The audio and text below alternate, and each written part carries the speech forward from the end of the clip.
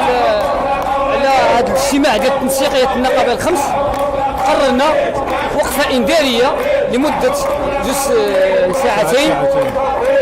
هذه كخطوه اولى.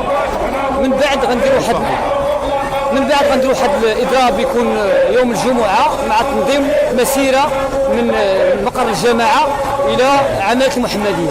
كنطالبوا فيها على اساس باش كل واحد يدير الاختصاص ديالو. حنا الاختصاص ديال جماعه الموظفين تابعين لرئيس المجلس البلدي، ما تابعينش للسلطه.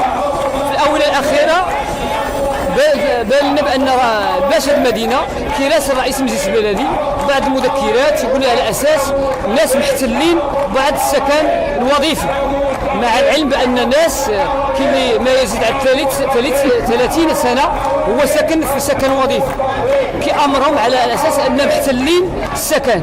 حنا الاحتلال كنعرفوا بان كاين الاحتلال هو اسرائيل اللي محتله فلسطين، اما هنا في بلد ديالنا تيقول لنا محتلين السكن. حنا كنطالبوا من السيد الرئيس باش يمارس الاختصاصات ديالو، لان حنا موظفين تابعين للجماعه ما تابعينش للسلطه. نور حسيب باسم التنسيقيه ديال النقابات الخمس داخل جماعه المحمديه اللي فيها الاتحاد الوطني، الفيدراليه، الكونفدراليه، اتحاد العام الشغالين، والاتحاد المغربي للشغل.